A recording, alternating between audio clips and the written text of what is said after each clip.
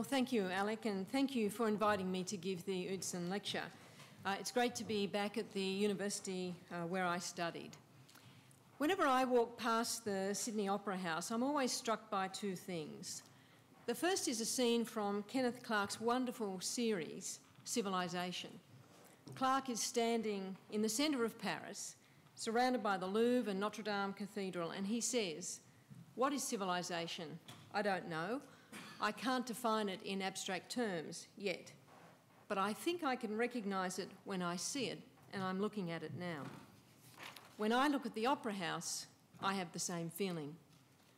The second thing I'm reminded of when I look at the Opera House is what it represented and what it continues to represent about our nation and our culture. For me, the Opera House and all the controversy that surrounded it had the effect of catapulting onto the world stage a different, more modern, more ambitious image of Australia. It made Sydney a genuinely global city. Tonight I want to talk about cities and their role in unleashing our potential as people and as societies. They are a fundamental representation of the character of our civilisation. And I believe the time has come to put a vision for the future of our cities to the top of the social, economic and political discourse. Because without that vision, or without the political leadership and courage to drive it, we will leave a seriously inferior legacy to future generations. As John F. Kennedy said in 1962, we will neglect our cities to our peril, for in neglecting them, we neglect the nation. In making the case for a renewed focus on cities, I want to cover 4 themes tonight. First, I will briefly explain what I mean when I speak about a city. Secondly, I want to talk about the role that cities have played and will continue to play in our economic, cultural and social well-being. Third, I will set out the major global shifts that will govern the cities of the future. And finally, I want to outline what I believe should be a city's agenda for Australia. So how do we think of a city and why do these notions matter? There is a great deal of academic literature on the typologies of cities, and as people from this faculty would attest, there's also a great deal of conjecture and debate. I would argue that the best starting point for a discussion about the role and function of Australian cities is to take the broader view of what they are and what they can be. We have to plan for different types of cities, including their corridors and their satellite suburbs, and we must develop a deeper understanding of the economic, spatial and environmental dynamics of our cities. The notion of what constitutes a city is important because many of the mistakes in planning, in governance and infrastructure stem from the application of a very narrow definition. A definition that fails to reflect how people and businesses connect and interact with a multiplicity of centres, not just a central CBD. Sydney, for example, is often referred to as a polycentric city. That is a region organised around several social, economic and housing centres. Planning Sydney's transport links is therefore doomed to fail if it doesn't take account of how these centres interact with each other. In the same way, the overall planning of Sydney has to come to terms with the dynamics of Western Sydney, which now and in the future is a powerhouse for jobs and opportunity. But Western Sydney is also a collection of quite unique places: Bankstown, Cabramatta, Parramatta, Liverpool and so on. The importance of the WestConnex projects is that it recognises Western Sydney as a region with its own purpose and identity rather than a collection of dormitory suburbs to the Sydney CBD. Now, a renewed focus on cities should both confront the broader dynamics in play now and importantly begin to anticipate how they will change over time. We have to start proactively planning for what will be very large cities and very large urban environments, even by world standards. We have to imagine Sydney and Melbourne with populations of 8 million people each by 2050. Now, London is a city of 8 million people. Just think about the infrastructure that is in London, the amount of reinvestment and planning they have undertaken to improve the economic performance and livability of that city. I was in China a few weeks ago, and I can tell you that the Chinese are thinking and actively planning for their current and future cities. They have a very clear view about the purpose and role of different cities. The Chinese are not leaving the development of their cities to chance. And while I'm not advocating a central planning approach for Australia, I am saying that accidentally becoming a city of 8 million people will lead to very poor outcomes indeed. So this brings me to the role of cities and why we need to actively plan for their future. First and foremost, cities are where most of us live. Today, 90% of Australians live in urban areas. 3 out of every 5 people live in a capital city.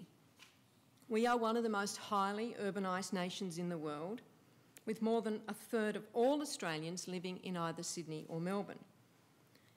Not only are cities where we live, they are the main drivers of prosperity. In Australia, cities contribute 80% of our GDP growth and employ 75% of our workforce. Over the last 10 years, employment has grown 40% faster in major urban centres than in the rest of Australia. Cities are the centres of collaboration, creativity and innovation. Creative individuals flourish when they are surrounded by the talent, ideas, capital connections and multiple institutions offered by cities.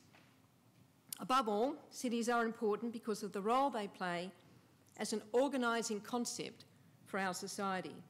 They shape our professional and our personal life and lifestyles. The key question now is how we imagine, design and construct our cities so they can best fulfil all of these roles into the future. Now, to answer that question, we have to come to terms with some of the forces of change that will shape our cities and our urban environments. The first of these forces is globalisation. It's not hard to imagine a world where cities are the centres of global economic competition. Indeed, we may be on the cusp of a return to the Renaissance-style city-state. Let's consider some of the data. By 2050, 2/3 of the world's population will live in a city. By 2025, just 600 cities will be responsible for 2/3 of world economic growth. And of these 600 economic powerhouses, 200 will be in China. That is, 200 Chinese cities will be responsible for an estimated 30% of global economic growth. So when we think about Australia's economic competitiveness, we may need to reconceive the nature of the competitive landscape. Instead of Australian cities competing with each other, we need to think about competing with Singapore, with Chengdu, with Hong Kong, with Mumbai, with Dallas. And we need to think about the policy settings that will allow us to do this. When companies think about accessing global markets, they need to be thinking about tapping into the supply chains of the megacities, because these cities will, in and of themselves, offer opportunities of a scale that will be very material to Australian companies. Where we think about attracting the best and brightest people in the world to help Australia compete in a global economy, it will be our cities and the lifestyle and opportunities that they offer that give us a comparative advantage or not. Another significant force for change, of course, is technology and digital disruption and what that means for reimagining the cities of the future. In the last 5 years, there has been a 5-fold increase in the number of adults using the internet via a mobile phone. Business models are in a state of tremendous change and disruption. 1/4 of Australian businesses now derive more than half of their income from the internet. Consumers are dictating how services will be provided. Companies are sharing more and more information through social media, web forms and call centres. The way we connect, the way we work will be profoundly different because of these forces. We will see the proliferation of digital hubs, online shopping on a mass scale, smart homes, connected healthcare, and digital business services. Now, think about how cities are planned and constructed. Large office buildings, large shopping centres, large hospitals, large aged care facilities, and large universities. Will these be the built form of the future? I don't know, I doubt it. Even the conceptualisation of what constitutes a city could be profoundly different, and we need to imagine this and plan for it. If managed properly, technology holds the key for solving many of our major dilemmas confronting our urban environment. In Townsville, smart water metering is reducing household water consumption by between 15 and 30%. In Brisbane, free-flowing tolling systems have reduced traffic accidents by 86%. In summary, as IBM has noted, in this smart era we are entering, significant gaps will open up between cities that proactively transform their networks, their systems, their operations for the digital age, and those that pursue a business-as-usual model. The final force of change I want to highlight is our transforming demography. This includes the ageing of our population, the increasingly diverse ethnicity of our cities, and the decline in household size. Between now and 2050, the number of older people aged between 64 and 84 is expected to double. 85% of people born overseas live in urban areas. One-person households are the fastest growing household type in Australia, and they will account for 28% of all households by 2030. There's always a risk of labouring statistics, but the point is this. There are profound and unstoppable changes happening in the way we live and in the dynamics of work, and I believe we are not ready. We take too long to get things done.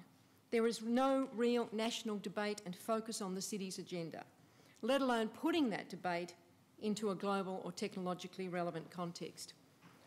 Notwithstanding, some states have really lifted their game. Nobody is holding the torch to the states about housing supply and transport congestion. Nobody is really holding local government to account. We are, putting it simply, muddling through. And what does muddling through mean? Well, it means the community is fed up with congestion, our competitiveness is failing, and our living standards are at risk. Unless we adopt a more purposeful approach to the planning, design and governance of our cities, the community will continue to push back on the entire concept of population growth. And make no mistake, slow or declining population growth will lead to slow and declining economic growth, and this is an unacceptable future for this and the next generation of Australians. So let's think about a city's agenda around 3 pillars. The first involves vastly more purposeful planning around population, land use, economic development, technology and the funding and provision of infrastructure. The second is a reinvigorated approach to design and livability. And the third is to get our institutional settings right to achieve real change and build the community's confidence. Let's start with more purposeful planning.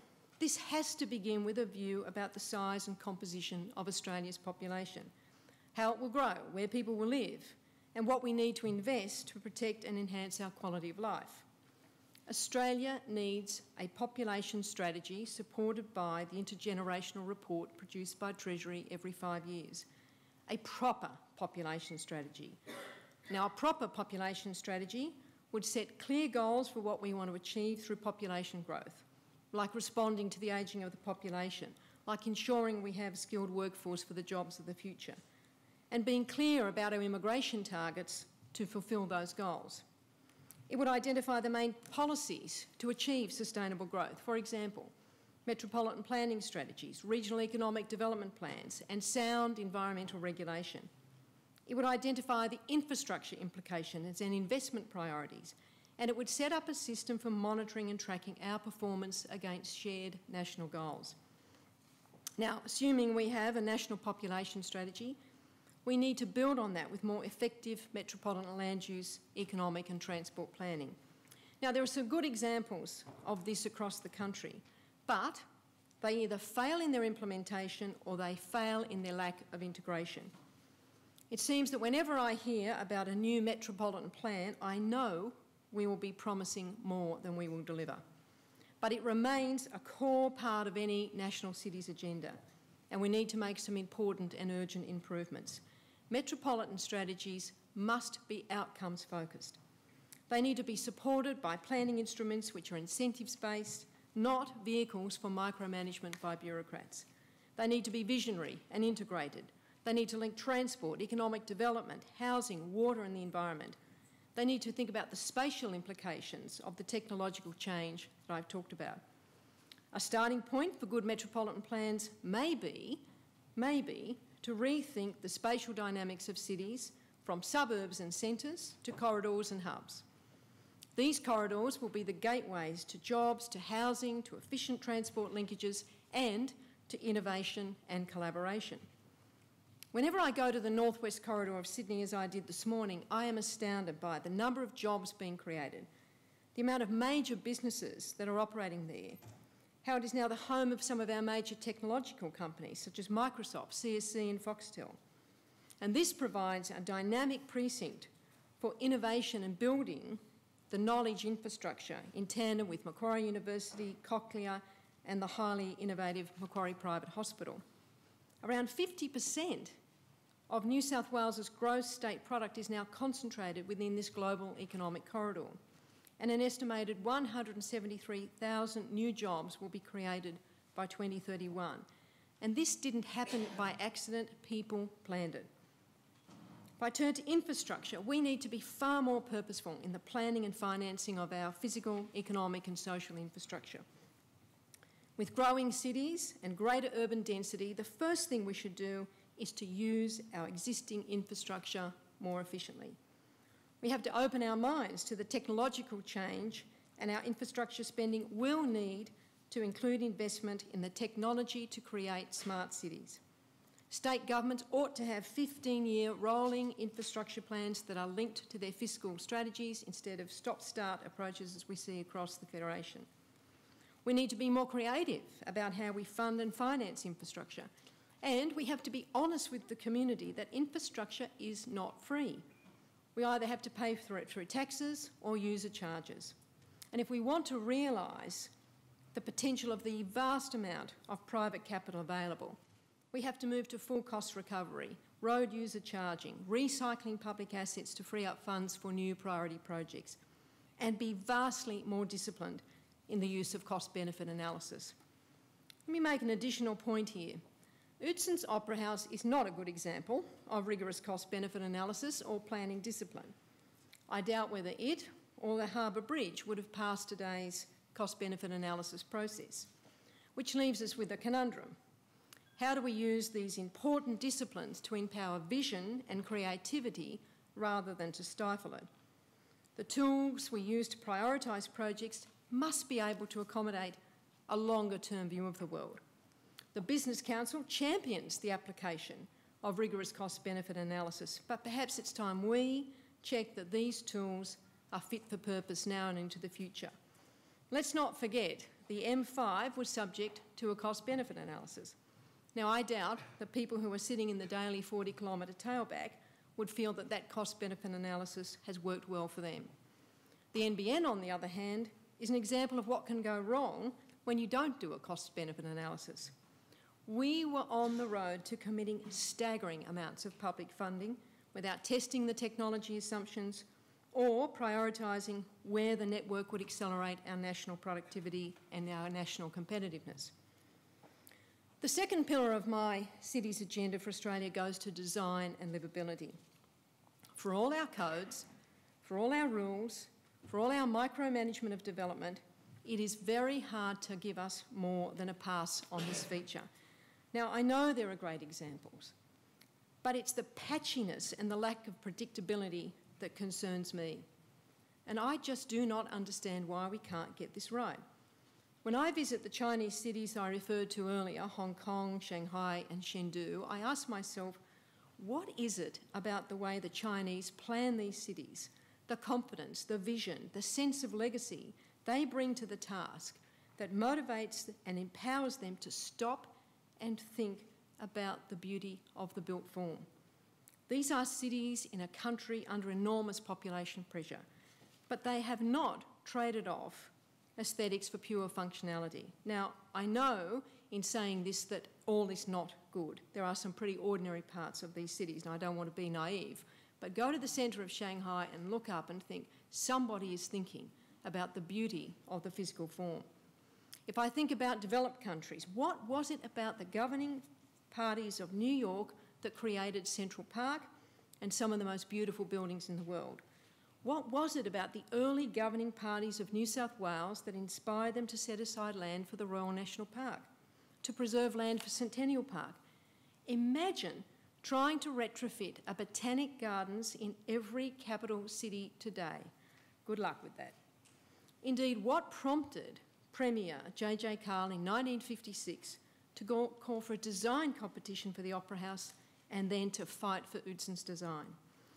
I don't know the answers to these questions, but I absolutely believe that the key to getting cities right lies in their design. The design of our buildings, the design of our urban environments, making room for the technology of the future, and the design of good policy and planning instruments to tackle problems over the long term. The time has come to use smarter planning codes and assessment processes. We need to incentivise good design. Here in this university, you must take the design torch forward, and the concept of design thinking should not be quarantined to the architecture faculty. Getting the right institutional arrangements for cities in a federation is a very complex thing, and this is my final pillar. Our federation's history is littered with mistakes and missteps and some grand achievements. As someone who was living in a public housing house at the time, who had the sewerage put on by the Whitlam government, I can tell you how it changed my family's life and obviously made winters a lot easier. There are obvious areas where the Commonwealth does and should play an important role, and this primarily relates to our nationally significant gateway infrastructure. Now, if you accept my earlier hypothesis that the competitiveness of our cities will define the competitiveness of our nation, then Infrastructure Australia should identify major urban and regional projects that will lift the productive capacity of our cities. But when it comes to whether or not the Commonwealth should micromanage city planning or urban transport projects, I'm less convinced. Some things just can't be done well from Canberra. But I do believe that the Commonwealth should use its fiscal superiority to compel the states to reform their planning systems and produce ambitious, integrated land use and transport plans for their capital cities. And this is not about lecturing the states on how to do planning, but it may involve setting targets and indicators for those matters that have national economic effects. And I'm talking here about housing supply and the economic effect of gateway infrastructure. If I turn to state governments, while their role is clearer, they do need to look at their own institutional settings. I would argue the states need to have empowered, independent planning agencies as part of their economic rather than their environmental portfolios. I would argue it's time for every planning act in every state to be modernised to better equip them to manage the mega projects that are coming and a more regionalised approach to planning. I would argue that state governments should establish targeted, highly empowered urban authorities to manage urban renewal or significant new developments. And local government reform has to be a priority if we are to get cities right. Although, I'll be honest, I have come to think that local government reform will be on the back burner when we have colonised Mars. In some states, there are just too many of them. In all states, their performance is patchy and their capability is often not up to the task of managing the complex urban and regional environments they now find themselves managing. It will be a disaster if in Sydney we cannot get some bipartisan commitment for the rationalisation of local government boundaries. The planning of our global city, so vital to our national competitiveness, should not be held hostage to enclaves of elites. Its planning needs to be organised around sensible regional, economic, transport service, knowledge and innovation corridors. So in closing, I want to make the point that perhaps the most important part of any city's agenda is collaboration. collaboration between the levels of government, collaboration between the public and private sector, and collaboration with the university sector. At this campus, which has undergone a design revolution since I was a student here, we need to find ways to unlock your ideas and your creativity. We need this to be built into our institutional settings, not as an afterthought, but into the DNA of how we go about things. The broader community, though, is the priority for collaboration. Planners, decision makers, academics and business leaders need to reach out constantly to the community.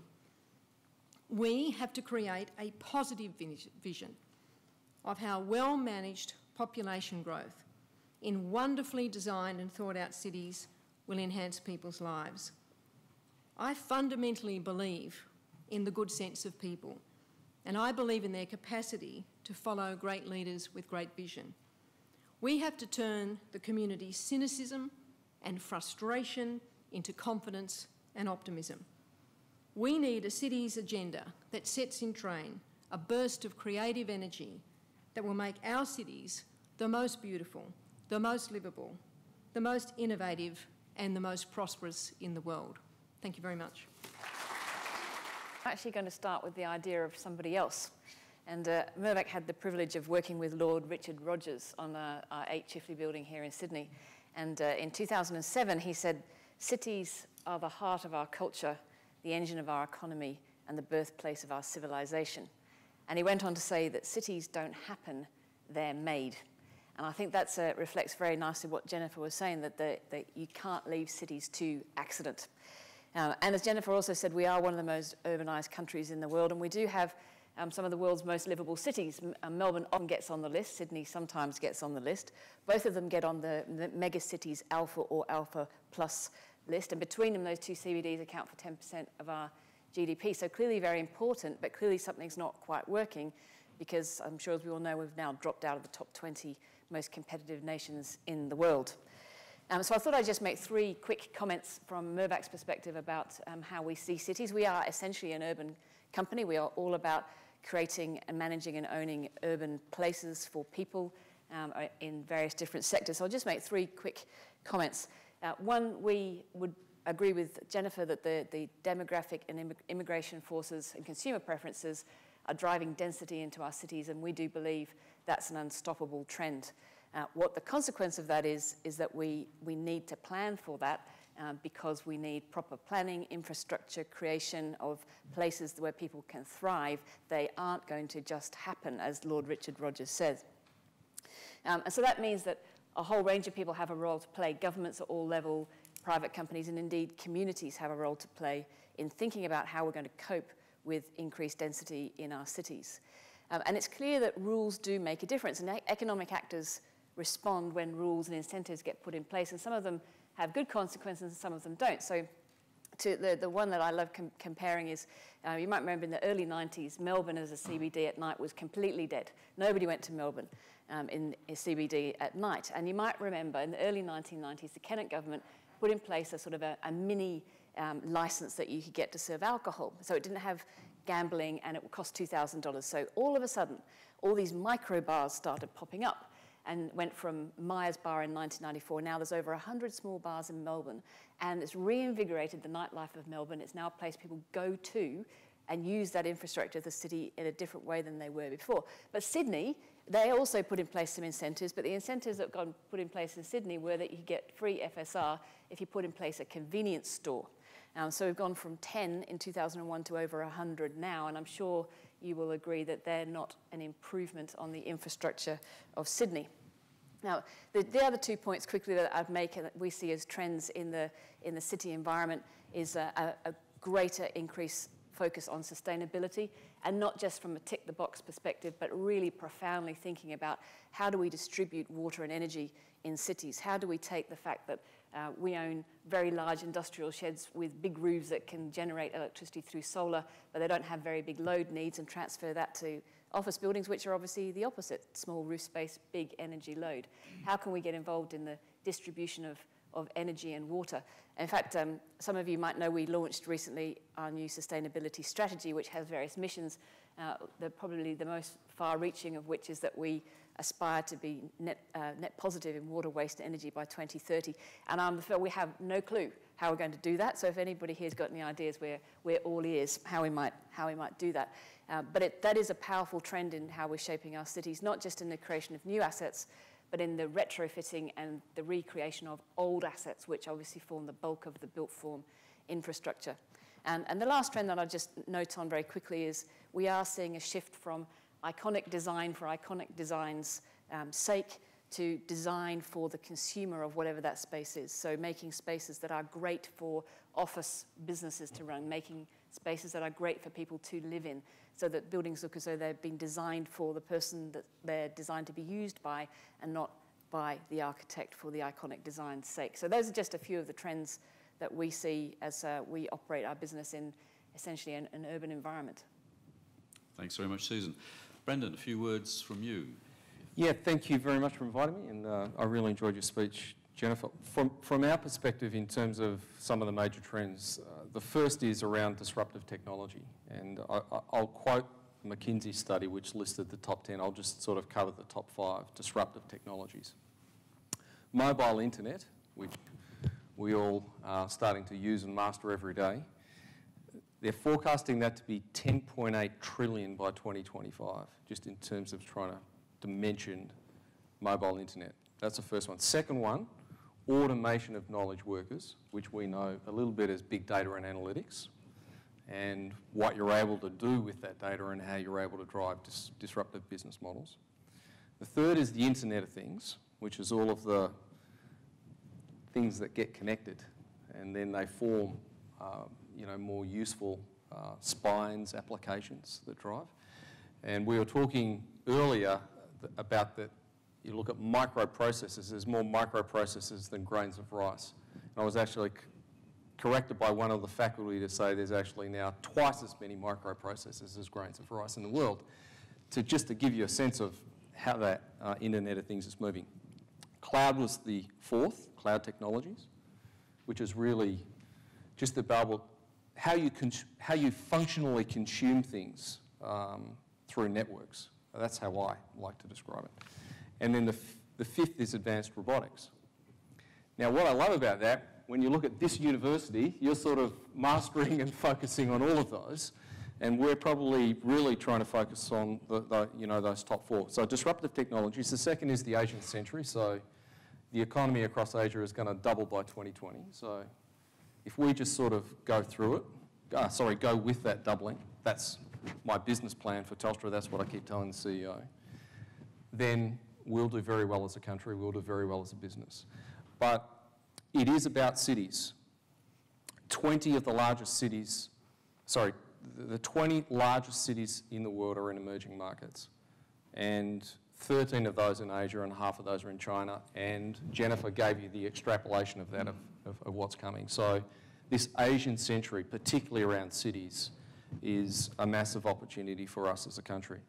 And then the third one is the rise of the global enterprise. And all of the businesses I deal with, whether they're small or large, they're global in some form. They're sourcing from somewhere, they're supplying somewhere, their relationship connected, their supply chain connected, in some form. So for us, they're really big drivers. And when you are in China, as I've done with Jennifer, or, increasingly in some of the other developing markets like Korea, definitely in Singapore, their technology agenda is palpable, it's real. You get it in spades. And they are able to talk about how they're harnessing all of these disruptive technologies to leapfrog their capabilities. That's their agenda.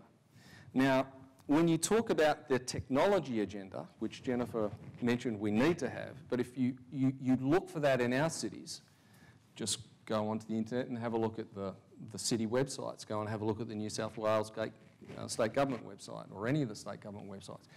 It is really, really hard to find that technology vision, which has to be an embedded part of everything that, that we design.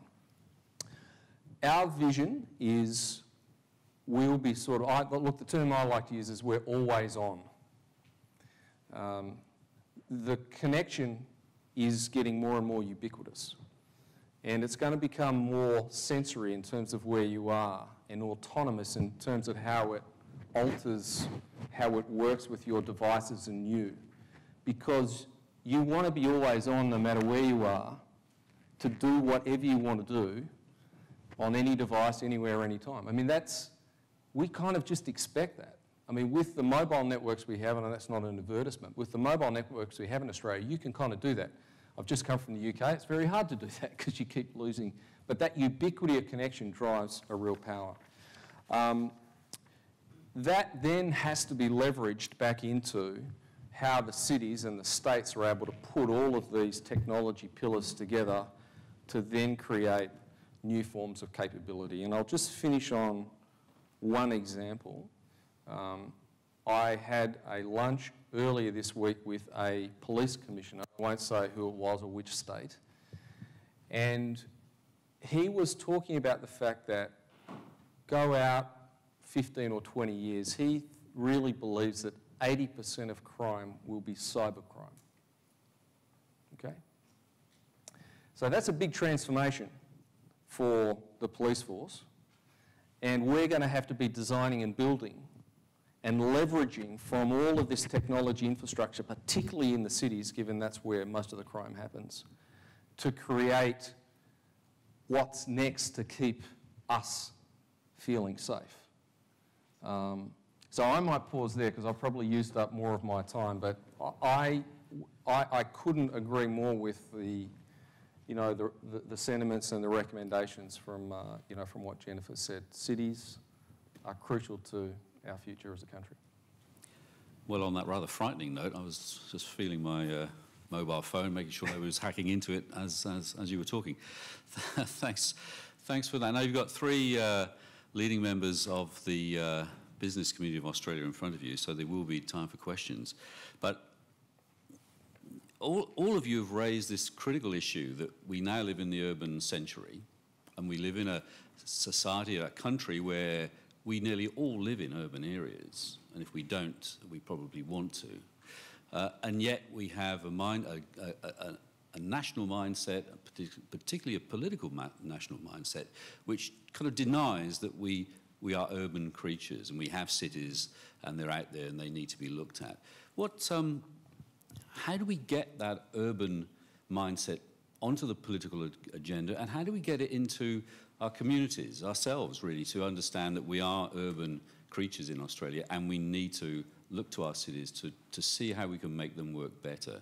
What's the problem here? What's the barrier between making us understand the urban is real? I might offer one point of view, and Jennifer touched on this, that political reform of who is touching the landscape and making the rules around how we can develop our landscape really does need reform. It is hard to imagine, and the right type of government looking at the right levels, as Jennifer was talking about, I think is pretty key to get that on the agenda. And I think as consumers, we do understand we live in an urban environment. People are voting with their wallet to live in denser areas in cities. And so I think as consumers understand that, they understand what comes with that. But the rest of it doesn't always catch up. So try and get a supermarket located in the inner west of Sydney, very, very difficult. But people who live there need a shop. So what is the issue with that? So I think there's political reform that's needed with the amount of government, the type of government attacking what type of area, so that they are allowing proper planning and development to blossom, and they are facilitating rather than micromanaging.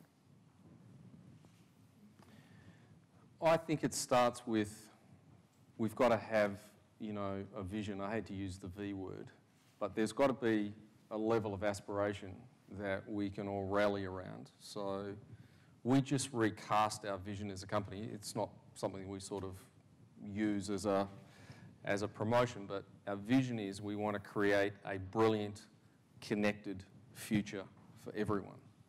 So from there, we're re-engineering and re-architecting the long-term, future of the company. And I think we need to have a vision for a Sydney and a Melbourne and all of those cities about this is what we are going to create. Because when you're in China, when you're in Chengdu, as we were, or Singapore, it's crystal clear what that vision is, and then we're able to then architect the execution around it. Well, that's a very top-down vision, and we live in a society where the bottom-up actually kind of matters. So how do you get that consensus that we need to move forward?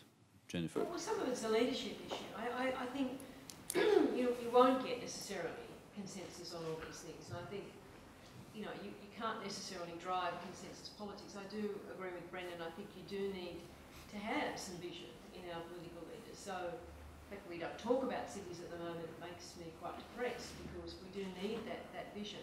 But as Susan says, you need to get the right architecture of who manages what, because if the Commonwealth says we're going to kind of tell the states how to do this, that's not going to work.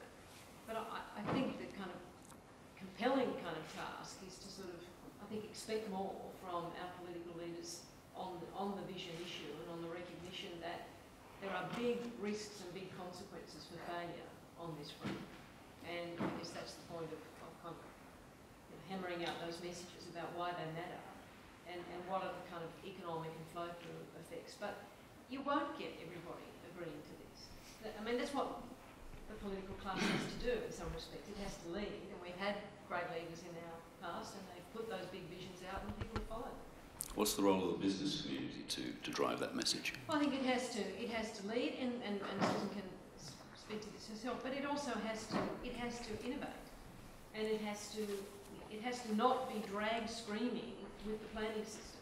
It has to put forward great visionary developments and great visionary buildings. It can't be seen as constantly rubbing up against the planning system and being dragged into good design. And I think the question then becomes, how do you get the planning tools right so that you incentivise good design? So, that's a real challenge. But the business community's got to lead on this as well. It's got a leadership responsibility just as much as governments have got one. And we've all got a collective responsibility for kind of putting this vision out and getting the city's agenda onto the national debate. But business will always be judged by the product that it puts on the ground. And Susan can comment on that. No, I think that's a very good point, because it is actually about, I see the role of a real estate company such as Mirvac as creating the right product for customers. And so whatever governments are doing, whatever planning is going on, we will thrive if we're providing places that people want to work in, if we're providing places people want to live in with the right amenity, if we're providing sustainable places. And we toy with the idea of how can we create a house with no bills? I mean, wouldn't that be wonderful if we could create that product that you never had to pay another energy bill in your life if you lived in one of our houses? So our job is to gather capital and then to create great products for our customers, and to do that in an environment where the rules don't get in the way. I think, Bill, if I could just add to that, I do think it requires really strong collaboration between business and cities. We're just about to embark on a huge national Wi-Fi build. We want to build a huge Wi-Fi network, and we will be collaborating very, very closely with all of the cities on how we can do that with them, how we can do it in partnership with them, how they can leverage that. It's not just about us as a company, but it is about, trying to create that ubiquitous environment for us all to leverage from. And that's a good point, because there's parts of infrastructure that private companies can never make stack up, and it does require investment from the public purse. And so that getting that collaboration between government and private to get the risk-reward right on both sides, it has to work that way, because if it's left to one side or the other, it can't happen. It needs both. Right. It's your turn now. So you've heard what our panel's had to say about a few things. Have you got any comments and questions you'd like to throw at them? Thanks, Bill. Bruce Taper from Kinesis. Jennifer, I don't think any of us would disagree with your critique on metropolitan strategies. You're one of the architects of one of the better ones. But I'm just wondering, in the time that you've left the public sector and working with industry in your current role, are we any closer to your view that a metropolitan plan should be an economic development plan or an infrastructure plan than just a land use plan? And if not, Why not? Is it a lack of evidence? Is it a lack of predictability that you talked about? It's a really good question, Bruce. And I don't think we are, and I don't entirely understand it. I think part of it is where governments place the planning agency. And I think, you know, there's this real tension about, does the planning agency sit in the environment portfolio or does it sit in the economic portfolio?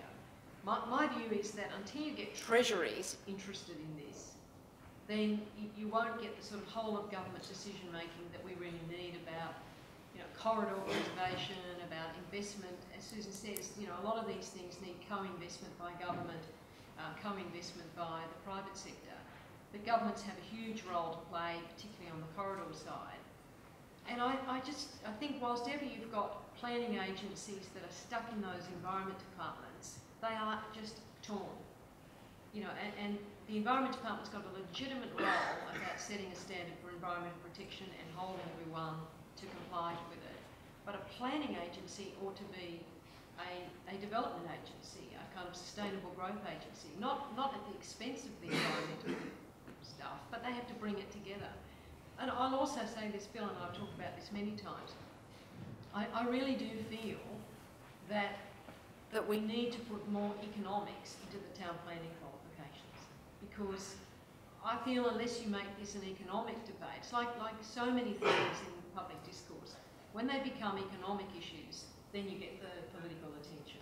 Whilst ever people think, you know, when politicians used to say to me, I hate the planning department, you sort of think, well, how can you hate the department that is responsible for, you know, one of the most important things in economic and social development? But a lot of it, I think, is because of the way that discipline's worked, because of the culture in these agencies, which are rule-bound, and I think there's a lack of economic discipline in the teaching of the town planning profession. So there'll be very different views, I know, to mine on that. But I think, you know, you've got to see those agencies as enablers of better living standards, not rule keepers and compliance checkers. I mean, Susan's dealt with a lot of them, so I don't know whether you agree with me on that. Well, certainly having it be enabling rather than micromanaging and rule checking, I would certainly agree with that. Question here and then a question on the other side. So that one first. Thank you, Bill. My name is Michael Newman, a professor of sustainable urbanism here in this faculty. This is emerging as a really interesting discussion and debate, and I'd like to pick up on three terms that have been repeatedly mentioned. One is vision, the other is collaboration, and the third is the architecture, the design of the institutional structures. And looking at those three together, I'd like to ask any or all of you if you'd comment on two things that could help link those. In terms of vision in a democratic society where there's a lot of bottom-up as opposed to, let's say, top-down or centrally planned, what could be the role of a strategy or a plan in coalescing that vision? And secondly, is there some kind of intermediate institutional architecture, let's call it, between top-down and bottom-up that could be interactive in a collaborative sense, but more specific in the nature of the institutional interaction that each has a role, each level or each agency within? And so I was wondering if you'd comment on those two. What could the nature of the vision be, or the vehicle that could contain it or propel it? And secondly, what could be more specific about the institutional architectures, let's call them, that could make it happen in a democracy like Australia or Australian cities? I might make a comment which probably isn't going to directly answer your question, but probably support the point that you're making about the connection between vision or strategy and collaboration. I said before, we launched our sustainability strategy a while ago, and we took it around the country and we spoke to our suppliers and people we work with and staff. Here's what we want to do, and it was quite far-reaching and almost absurd in how far-reaching some of the things we wanted to do around 4 very simple areas. That act in and of itself, setting out, here's a vision, has drawn people to come with ideas to us who we never would have met in our normal course of business, to come and collaborate with us, to say, hey, we've got an idea that might help you on that mission to be net positive by 2030, can we explore it? So the institution of the putting out the vision actually sparked the collaboration in ways that we didn't expect or plan for, and it's taken a life of its own from there. So I don't have what is the solution for that on a grand scale about a city, but I completely agree with your point that connecting vision and collaboration will take us in unexpected connections of places we didn't know we were going to go. Yeah, I mean, I love how you picked up on vision, collaboration, architecture. You should be a professor, you know, because they really are, to me, the three fundamentals. And if you're saying to me, okay, I've got a large amount of CapEx that we've allocated to go build out Wi-Fi across the country, now I am ready. Hello, I'm ready. We're open to collaboration, and we want to go collaborate with cities. How do we actually do that? What's the vehicle? And that vision element, and back into the responsibilities of, okay, well, why don't you take the tech piece, and why don't you take the urban design piece? It's very, very difficult to to go do that. So without that, I don't know how we drop down into the architecture. The vision bit is a really interesting question about how do you make that interesting for people, and how do you capture people's imagination. I've worked on a few of these plans, and they always end up being, documents this big, and you do these road shows, and there's got to be a kind of better application of technology to present an image to people of what something is going to look like. That would be one very simple point. I think to your point, one of the things that I think we often don't do is ask sort of the right starting question, which is, well, what do you imagine good collaboration would look like, and how would that energise and create better vision, and then design the institutions? So if you go to the big global companies like GE and Microsoft and IBM, they really have a very clear view about how they want their culture to look, and how they want that culture to service them in terms of vision and creativity and innovation. And then they seem to design the structures around them. And it's so interesting to talk to those big global powerhouses about how they think about culture, vision, and the institutional arrangements, but they sort of take it in a different direction. They say, what do we want the behaviours to look like? Now let's design the institutions. I think that's not a bad question to ask, what's our vision? But I do think there is a leadership element of that. And what are the behaviours, and what would good collaboration look like, and then design institutions? But we start with a paradigm that says, look, we've always had local government, so let's keep that, and it's really about changing the boundaries, and I've gone straight there myself tonight. But maybe there's a completely different institutional form that we're not thinking about that will actually get some of the collaboration you're talking about. And that's what I'm saying. I think we could use technology a lot better here, because people relate to it, obviously, but I know, having tried to run consultations on things, it's very difficult if you're taking out these great big books, and you immediately alienate half of the people who are interested in it. But there's got to be a better way of using social media to say, what might this look like, and how might you want to be involved? It all exists. So we've got the technology where you can give people the ability on their iPad to envisage what their house is going to look like, and take the roof off and go inside it and walk around it. It all exists. There's nothing needs to be created there. And just sort of picking up on, and I don't know what your experience was in the UK, but I really found, for the years I was there, collaboration between business and government is just so much stronger.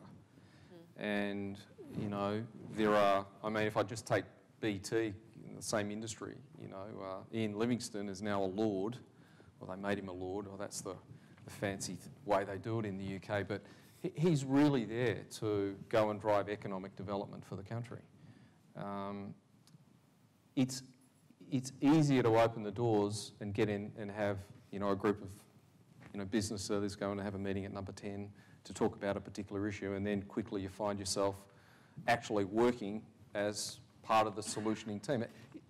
that was the experience I had, and it just seems it's so much more difficult here. It is almost to the ridiculous level, I think, in Australia with the political environment, is that ministers are scared to meet with business, that it's a bad thing. They actively have to be very distant because of corruption issues, which goes exactly against collaboration if you actually can't meet. Exactly. Question over here.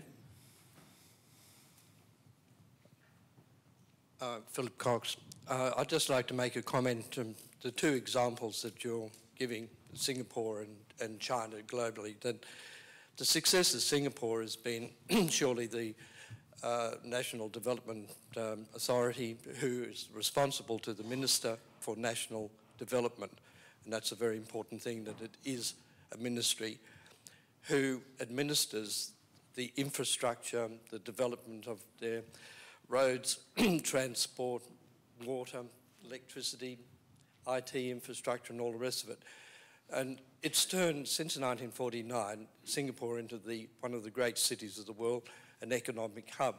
But it's only possible with coordination and where the planning authority does control and plans for cities. And I think that's unlike Sydney, where planning doesn't have that authority and it's totally uncoordinated. And the same thing can apply to China, where we work with cities, and we're talking about large populations. The Yangtze Delta, 200 million, Shanghai, 20 million, the entire population of Australia within one city, and many, many more cities, only possible when there's a coordination between all authorities, and the preservation of rural landscapes, the preservation of cities, the history, the way they're doing it. There is a lot to learn. But the lesson, I think, is mainly in how the coordination is done and how Australia's got to realise that we do need a federal system of planning. We do need to be able to coordinate our cities in a far better way and to provide funding where it's necessary for cities in order to compete with Southeast Asia, which is far outstripping any Australian city at the moment.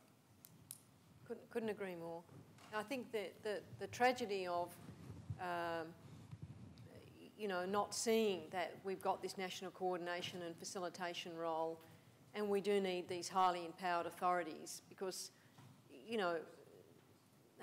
think about, what are we up to now, 43 local government authorities in Sydney. You're just not going to get the coordination you're talking about.